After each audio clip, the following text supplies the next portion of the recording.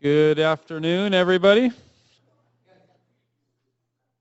Welcome, everyone, to City Hall Council Chambers for a very important celebration of International Women's Day. Great to see you all here on the unceded traditional territory of the Musqueam, Squamish, and Tsleil-Waututh people. We're ever thankful for their hospitality, and we are in for a very exciting evening here that I wish I could stay for all of. I'm going to apologize in advance, but other events around the city to attend. But I'm thrilled to be able to be here to kickstart things before I hand it off to our Deputy Mayor, Heather Deal, and give you a welcome. We did a little celebration of International Women's Day here at Council yesterday morning.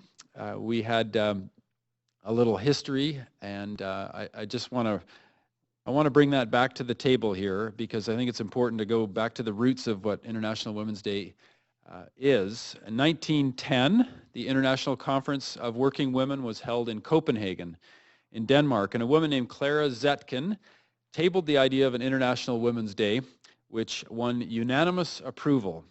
And as a result of the Copenhagen Initiative, in 1911, International Women's Day was marked for the first time in Austria, Denmark, Germany, and Switzerland, where more than 1 million women and men attended rallies to mark the occasion. So it got off to a big start 105 years ago, and in addition to the women's right to vote and to hold public office, there was also a focus on women's rights to work, to receive vocational training, and to be free from discrimination in employment. So this day is now observed and celebrated around the world. People of all nations have come together to recognize and celebrate the achievements of women's long struggle for equality, for justice, for peace and development. And that work is not done. We certainly have lots more work to do here in the city of Vancouver. We are very proud to be the first municipality in Canada to establish a women's advisory committee that advises council and staff on what we should be doing next. And it's been a very active committee, has done a lot of work to help organize these events this week. And we're very thankful for that, all that support. At the same time that there is more work to do, I don't think it's ever felt as buoyant in terms of optimism and real determination to take the next steps. We're certainly thrilled to see the commitments made by the Prime Minister and the new government of Canada on this front for gender parity. And I think that's really helped reinvigorate us across the country and help inspire other countries, other cities to do more and to really accelerate the work. So we saw events across Vancouver yesterday. There was lots of buzz around the city celebrating the contributions that women make to our city, whether that's as workers, entrepreneurs, artists, and arts are going to be a focus tonight. Activists, community leaders, we have an extraordinary array of skills and talents that women bring to our city to make it the great city that it is. And each year at the City of Vancouver for our annual International Women's Day celebration, we choose a particular theme, and this year it is all about the arts. So I think it'll be a more lively evening than some have been, but really this is about celebrating the diverse ways that the women's movement contributes and makes progress for our city. So tonight we have an amazing group of women from Vancouver's arts community who will share their talents and personal remarks from their journey. And I'm again thankful for all of you being here, for the artists who are here to share their work and their passion, and to tie that directly into what we're striving for as a city and as a world right now to be much more just, much more equal, and create great opportunities for everyone. So thanks for your attention to all this, and I'm going to introduce someone who needs no further introduction, but she's going to do a lot more introduction of folks who are here tonight and be our MC for the night. Please give a warm welcome to our Deputy Mayor, Heather Deal.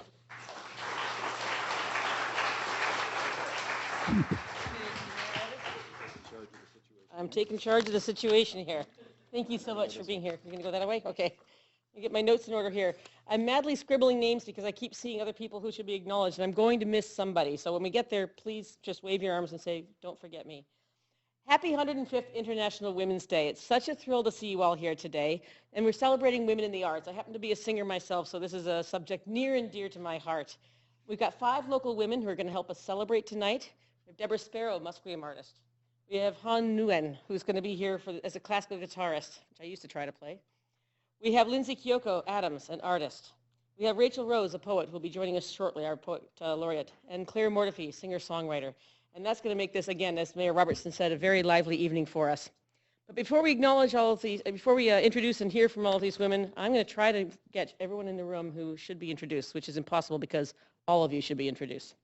I'll start with our elected officials from City Council. We have City Councilors Elizabeth Ball, Melissa DiGenova, myself, Jeff Meggs, and Andrea Reimer are all in the House. Thank you for being here. From the Park Board, we have Casey Crawford, Catherine Evans, Sarah Kirby-Young, and Erin Shum from the Park Board. Thank you for being here.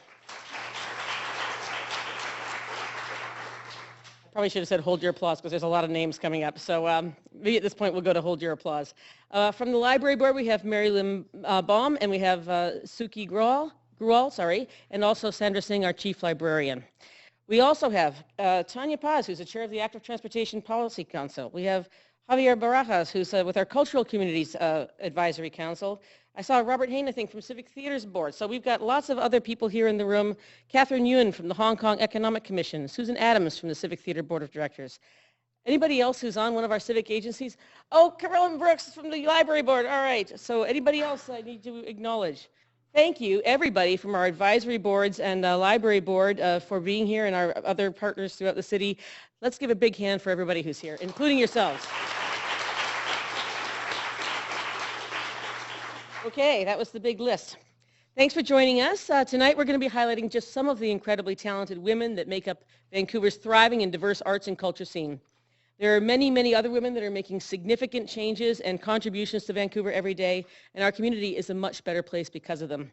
Here's a fun place where they say, Deputy Mayor Deal, add personal comments. So we don't want to be here all night. So I'll just say a few things. I'm really proud of the work that we do with arts and culture here in the city. The mayor is a huge supporter, as is all of council, the park board, the school board, the library board, the police board. You name the board or the advisory council, and they're very supportive of the arts in the city.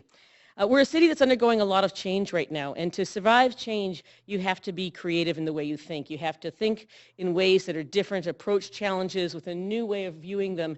And so it's not simply the arts that we think of every day, which are not simple. It's the simple creative thought process that needs to be really supported through our city.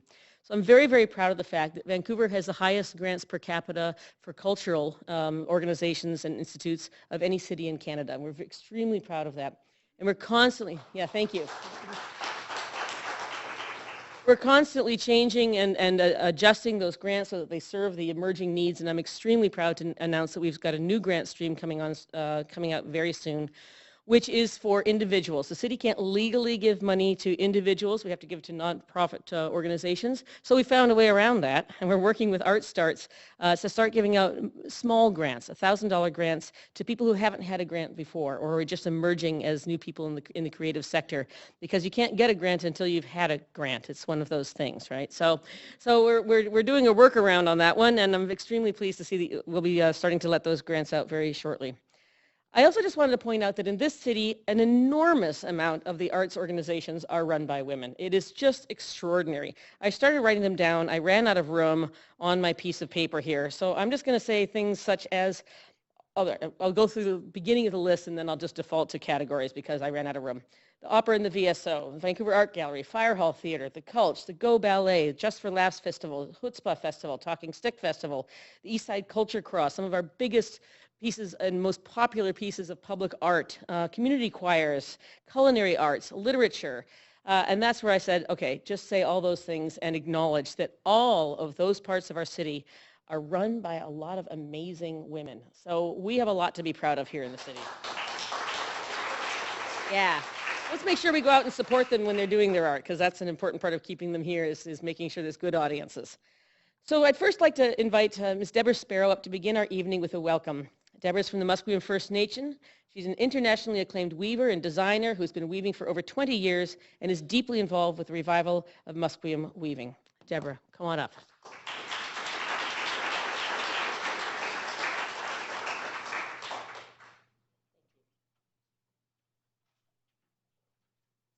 Thank you for that. On behalf of my chief, Wayne Sparrow, I would like to welcome each and every one of you to, as the mayor pointed out, the unceded territory of the Musqueam and the Tsleil-Waututh and the Squamish.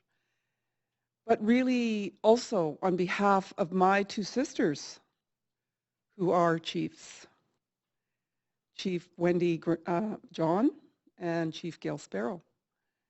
I also come from a community where the first elected chief ever in Canada was the late Gertrude Guerin. So I come from a pretty wonderful community, and it goes back in time to when the first ships arrived here. When Captain Vancouver was on his boat idling not far from here, what is now called Stanley Park, it was our home. He had on board with him his map maker called Joseph Baker. And together they idled outside of what is now the Capilano River. And they started to communicate with Capilano because Capilano is actually directly from Musqueam because there were no borders here prior to contact. Villages were all throughout Vancouver, everywhere. In fact, this morning as I drove to Surrey, where I now have to buy my wool for my textiles, because I don't grow any sheep and I don't hunt mountain goat hunt, I have to step forward and do what is current today and buy my wool there, which is imported from New Zealand. But it's beautiful wool and it makes for beautiful blankets, my passion and my love. And when Captain Vancouver and Joseph Baker met with Capilano on the river, he invited them ashore, of course. And the women were wearing blankets much like the one I'm wearing. And Joseph Baker noted, and he wrote in his journals, and he said, the women are as beautiful and as elegant and noble as our own. And I really, when I read that statement, I was really taken back because we don't think on an everyday basis about the women who were here prior to contact, during contact, meeting the first ships, meeting the first women who arrived wearing their wonderful clothes from England and wherever they came, maybe from Spain. And so textiles is really an important part of all of our lives. And so with the revival in Musqueam of this work that I do, some now 34 years ago by some of the weavers, my sister Wendy and I had many long conversations about that. What were the women doing? Who were they? And it began my journey of really wanting to know these women. We grew up in a time where time was changing so quickly and assimilation was being ensured by residential school. And I don't want to get into that. But it really affected our community and it affected the way that our men and women either taught us or didn't teach us. So I don't know the language, but I do know the language of blanket making and how beautiful and how it tells the stories and how when you stand in front of your loom in the quiet of the evening and I'm studying it and wondering what kind of designs am I going to create tonight, I feel like I have my women standing with me. I call upon them. I ask them to come forward and guide me and guide the designs that they feel are important into this world so that you may enjoy them and know that the women that lived here were as intelligent, as academic, as any people or women in the world. To make a textile that is 6 feet or as long as this one, which I have done for CBC and it's there hanging today, you must know your mathematics. You must know your science and your history because I have to go out into the environment and look for plants or medicines that are going to transfer into the colors that I use. And so it's very challenging. It's not an easy thing, but it's a beautiful thing. It's a wonderful connection to who these women were. And we ask for them to be with us. We ask them to guide us because we had no teachers. The teachers were long gone. They were being assimilated into the schools and they left behind the tools. And so we had to search our own souls. We had to search for who we were and bring that identity back to be with us. And I hold my hands up to those women who were there making the originals when their husbands went out hunting for them and brought back the mountain goat, when they shed the mountain goat and dyed the wool and created these beautiful blankets step by step. And I'm spinning wool right now and it's taking me days. It took them months. But they didn't have any distractions like we do today. And neither do you have maybe those distractions when you're working in your homes, in your studios, and you're creating, and you're being in touch with your ancestors, and you're calling in your soul for those people to come and be with you when you're working, or you're singing, or you're painting, or you're dancing, or you're doing all the things that reflect the beauty of who you are as a woman, also as a man. So these are the kinds of things that are important to us as First Nations women, as we are in our communities and people are thinking, is this very important or not? Get an education, go to school and become something. Well, I was one of those ones that was a rebel. I wasn't going to go to school and take the normal route. I quit very early and I just traveled. And I got a job here and I got a job there. And the first job I ever got was my mother teaching me how to clean a fish so I could work in the cannery. And from the minute I got into the cannery and saw the assembly line, I was overwhelmed, but I knew if I was going to do the job, I would do it well and make my mother proud. Because my mother was the first non-native Scottish Norwegian woman to marry into our community, into our village. And when she did it, she became a good woman, a good wife, and she put away her Scottish Norwegian teachings and she became like my father asked her to become. So as we grew up, we did not know that we were half and half. We didn't know if it was this half, or was it this half or that half.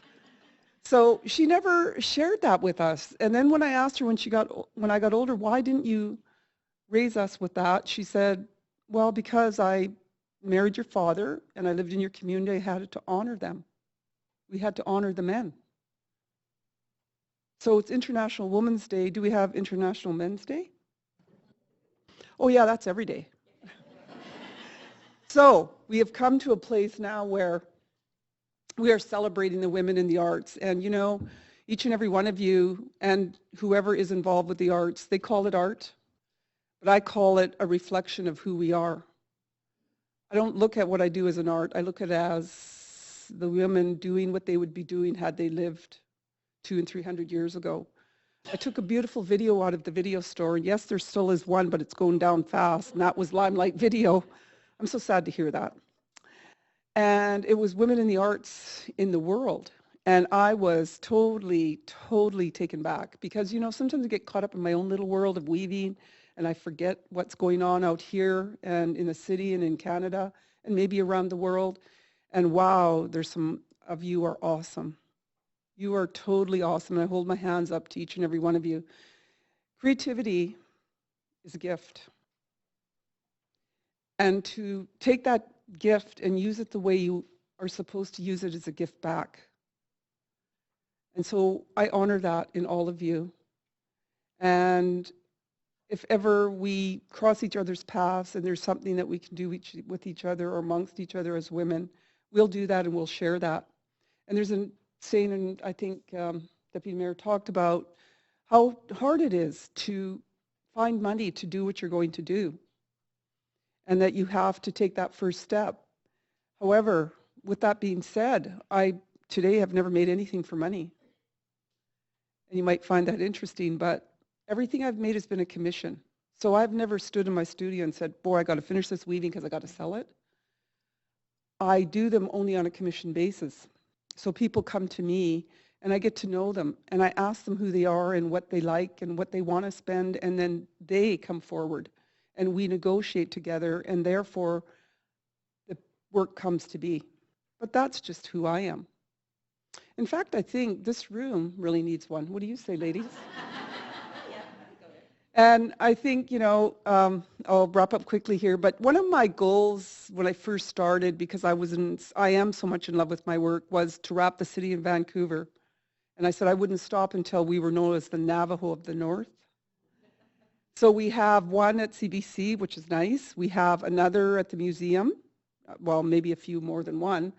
And our current newest commissions are at the corner of 70th and Granville, at the new Safeway, and thank you to Ian Gillespie for stepping forward and thinking that wouldn't it be beautiful to drive out to the airport or from it and see these beautiful textiles hanging that represent us and you and the city.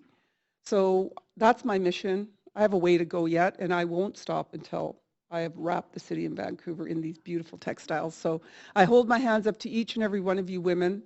Hold my hands up today to my mother, who came forward and supported all of us as women in our family. And if it wasn't for us women, all you men wouldn't be here. So there you go. Thank you.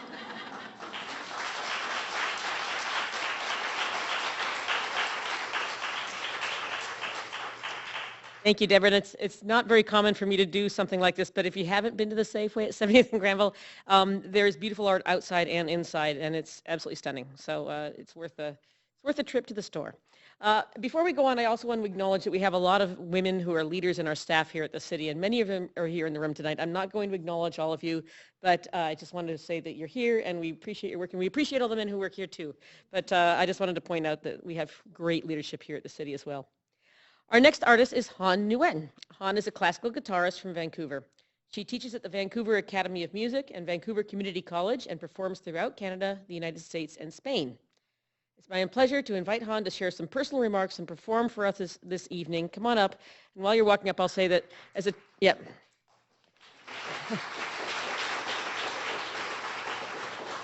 As a child, I chose French horn and classical guitar, two of the hardest instruments in the world, and I so appreciate that somebody kept up the lessons and got good at it.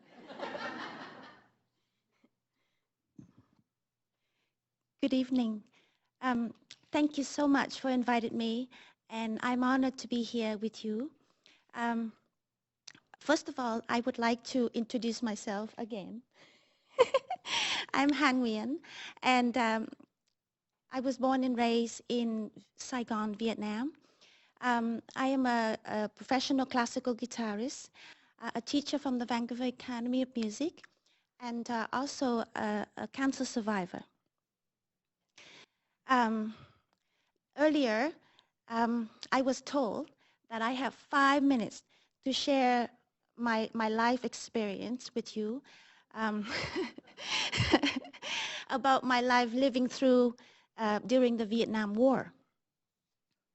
Now, that's impossible. But that's a challenge. But anyway, I'll try my best.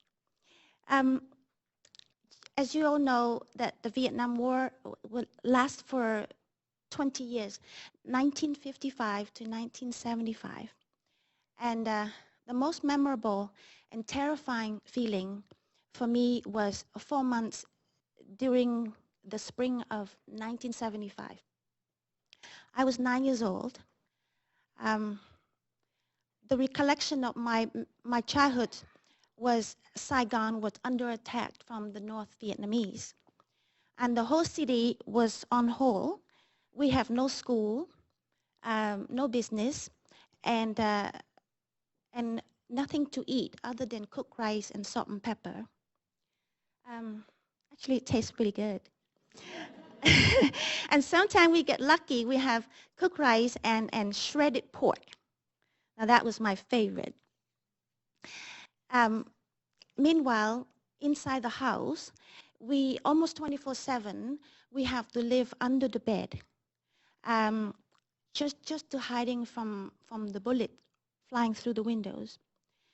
I remember hearing lots of just gunshot constantly, and people were screaming and crying because they keep losing their family members.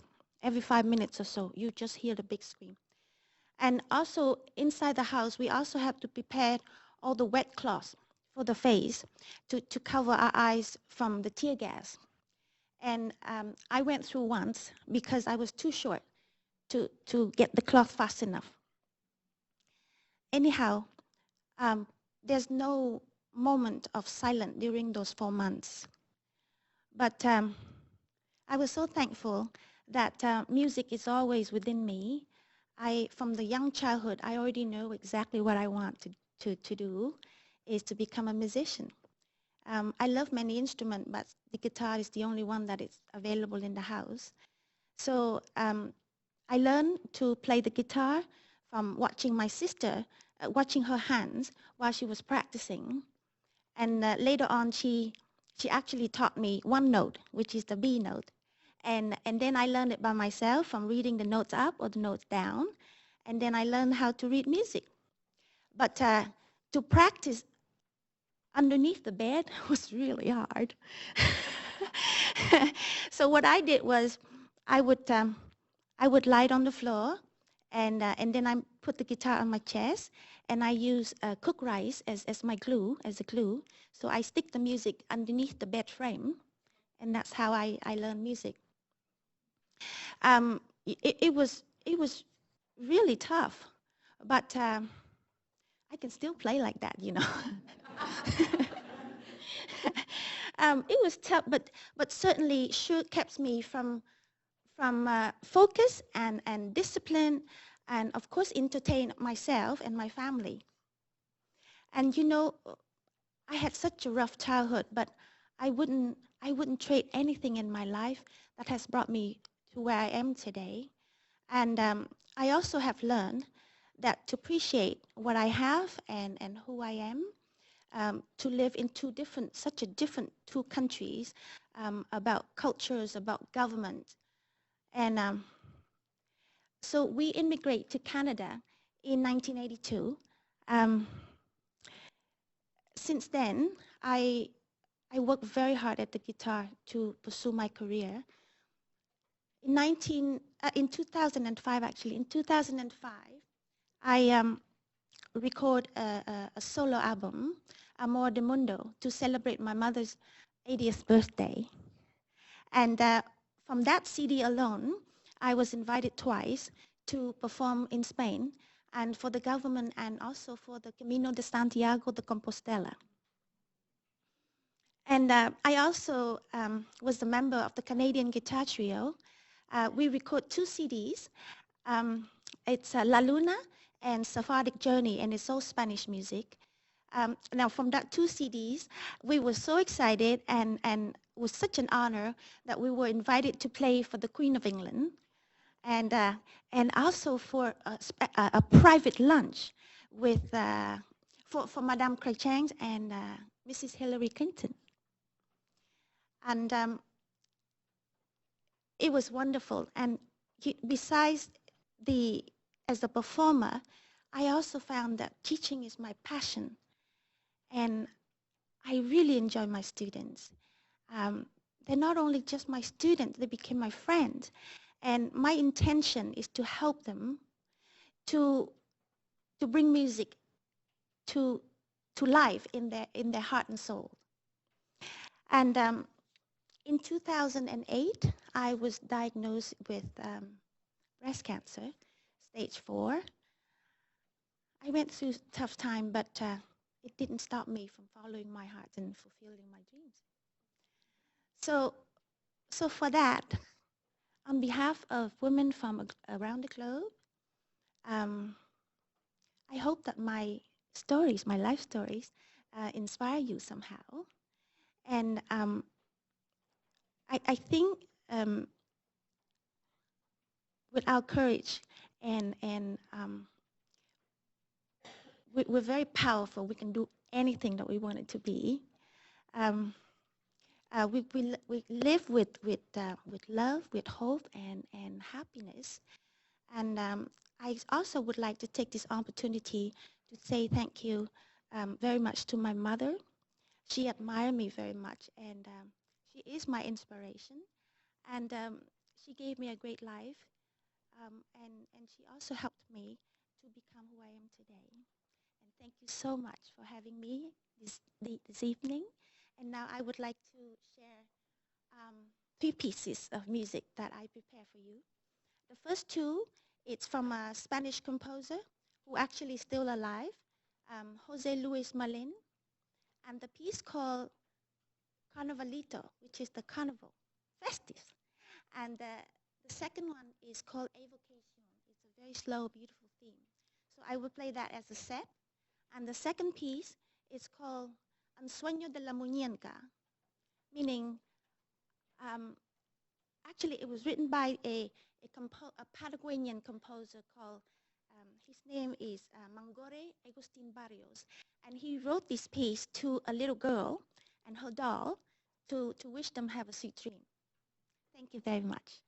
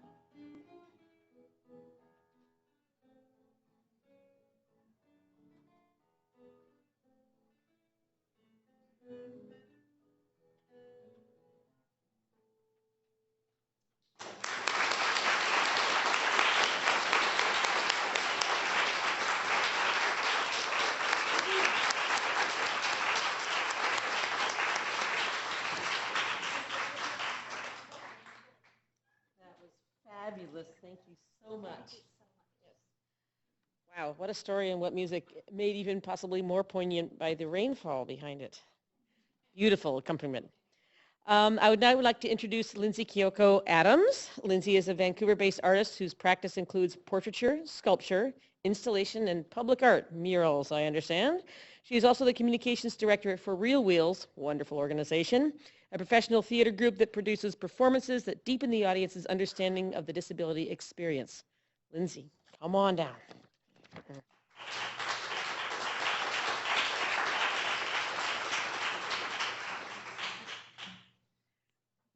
Thank you, Deputy Mayor, and a huge thank you to the city for inviting me here to speak tonight. It is a great honor and also extremely nerve-wracking to be up here in front of all these people, but also in front of such strong female artists. I've been so inspired so far, so thank you. Despite how sweaty I am right now, I'm also very excited to talk about a little bit about what I do and to have an opportunity to share and celebrate all of our artistic contributions. So what I'm going to do is give a little preview of the work that I do, and being a visual artist, I'm going to share some images from some projects that have come to form the foundation of my artistic practice. And what I've come to learn and what has become most fulfilling to me as an artist, but also as a person, is the ways in which art can be a platform for dialogue, a platform for social change, and maybe most importantly, for building community and connections. And the way that I do that is through visual art, and my passion is to paint. And that photo is of a portrait that I did of my mother, and it being International Women's Day, I wanted to honor the most important woman in my life, and she's here tonight, so thank you, Mama.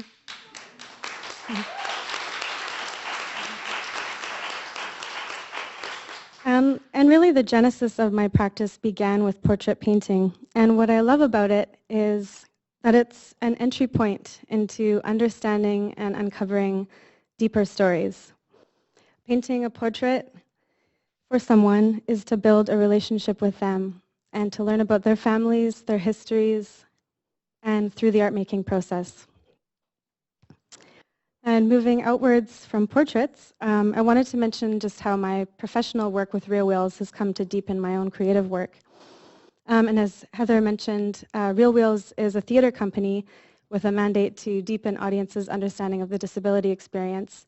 And over the past 6 years of working for Real Wheels, I've learned a lot about community engagement, but maybe most importantly, so I don't screw this part up, just how an art form, in this case theater, the performing arts, can actively empower individuals who have experienced barriers to participation or marginalization. And moving even further outwards, I became interested in ways to engage and build community while incorporating public space. So I'm the co-founder of Found Spaces, which is an arts collective that I formed with my good friend Linnea Strom. And we work to transform public spaces while engaging and empowering community. And this is a project we did with the residents of the Downtown East Side. And we collaborated with some emerging writers and worked with them in creating original poetry and taking quotes from their poems and spray painting it onto the sidewalk in the downtown east side. Yeah, it's so lovely. And something I'm really excited about right now is the convergence of all of the different facets of my creative life. And this has come in the form of murals. It combines painting, community empowerment, transformation of space, collaboration, and color, and fun, and messiness. And it's become my new favorite. And I'm going to show you a video from a mural that was completed in the summer in Robson Park.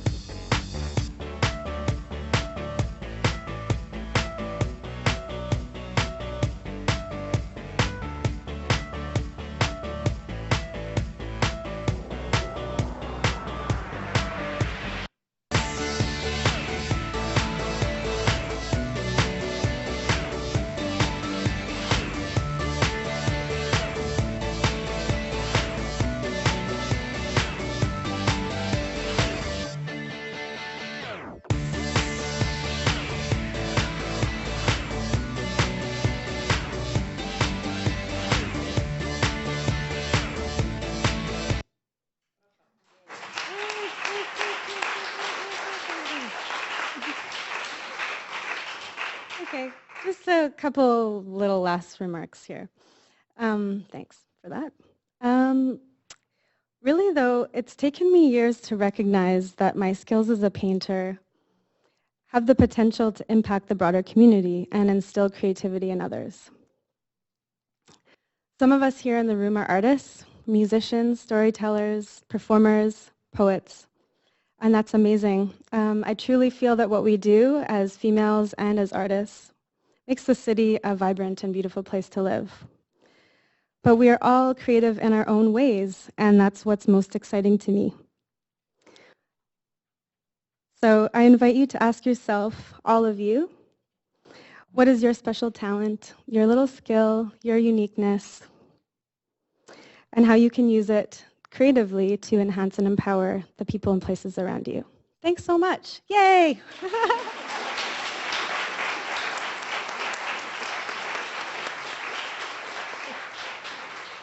Yay, indeed. I want to see every wall look like that in the city. Thank you so much for the work that you do and for your presentation. I'd now like to introduce Rachel Rose. Rachel is Vancouver's 4th Poet Laureate.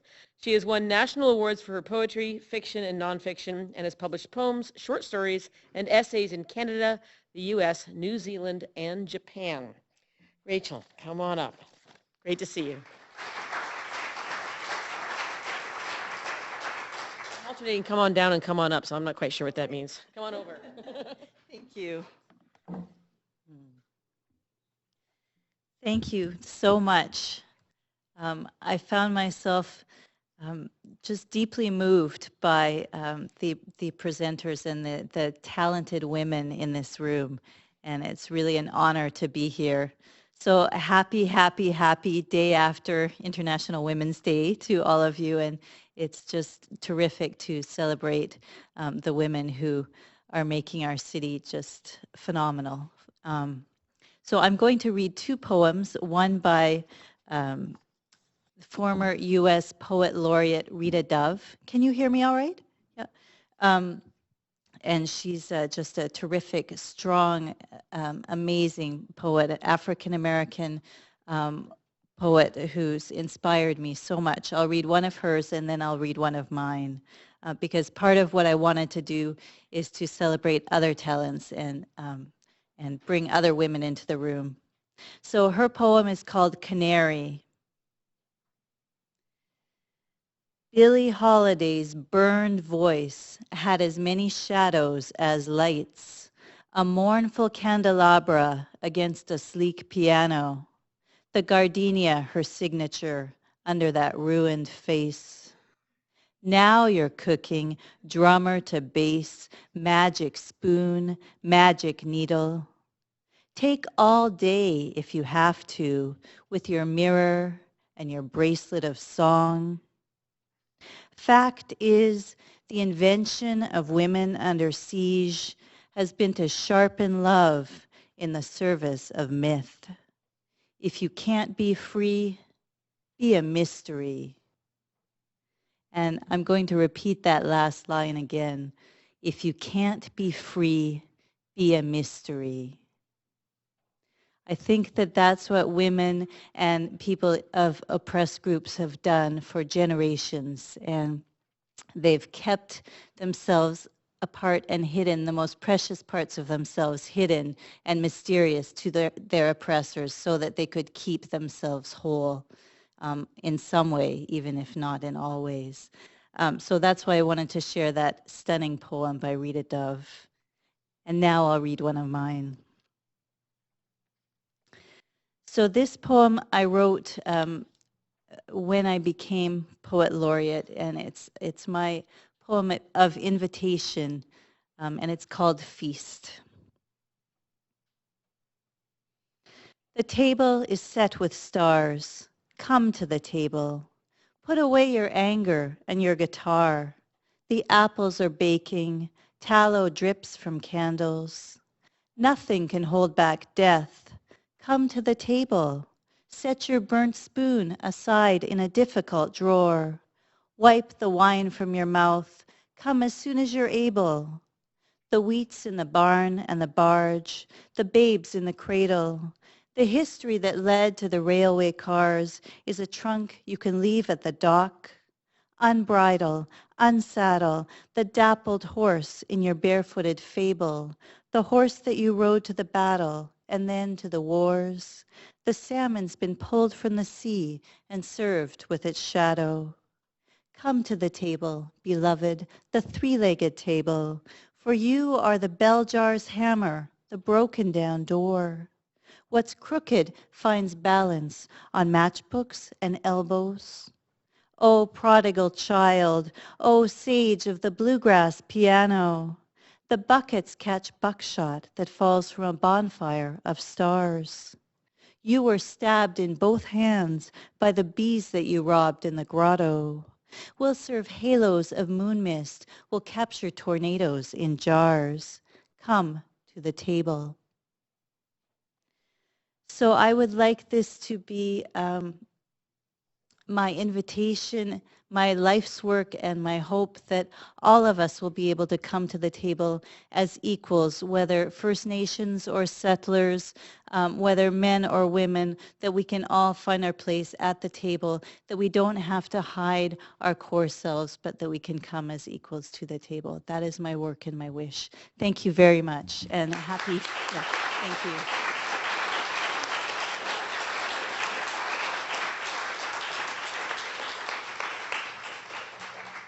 Thank you, Rachel. And if you didn't already pick it up, Rachel's focusing on food as part of her project for the city, one of our favorite things to talk about here. And I always find with great poetry that it sinks in slowly. So I'm going to be contemplating those words for hours. Next up for our final performer tonight is Claire Mortefi. I'm very pleased to introduce Claire. Claire's a singer-songwriter and instrumentalist. She sits on the board of nonprofit Street Rich, works with youth, and teaches self-help workshops using music and performs all over the city. Really looking forward to this. Come on up, Claire, and we'll have some music.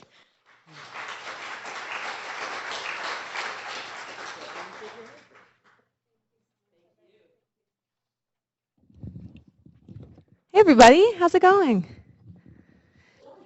Good, jolly good, jolly good. My name's Claire Mortefi. Thank you so much for being here today, the day after International Women's Day. It's such an honor to be asked to sing. So as Heather said, I do work with youth around the city. I've also worked with cancer patients at the BC Cancer Agency, adults, and I've worked with youth transitioning out of foster care and in the maximum security detention center in Burnaby. And what I do when I go into workshops, my goal is really to co-create a space within which our true selves can come forth through arts. And I find art to be one of the most empowering parts of my life. It's where I really connect with my true self and my inner self and my higher self in a way that it makes my life, to be honest. Making art is something that we all can do, and I believe we all do. I think that every day is an art piece. How we choose to cultivate our thoughts, how we choose to cultivate the relationships in our lives, what we choose to wear when we wake up in the morning, how we approach every moment. I think of it like an art piece. And my favorite type of art piece to make is songs. So I'm going to share one with you that's about finding my own inner light amidst the chaos.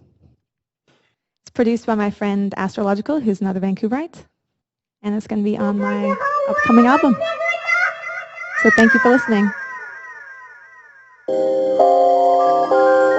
Last night is out. The summer sun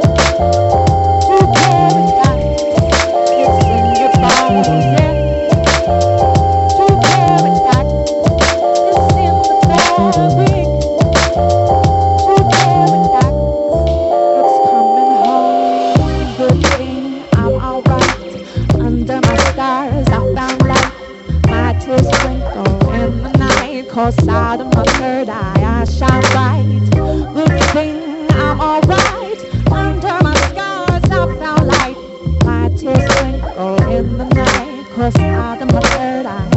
I'm shining bright to paradise. You know that it is to paradise. You know that the bliss in your bones to paradise. It's in the magic to paradise. It's coming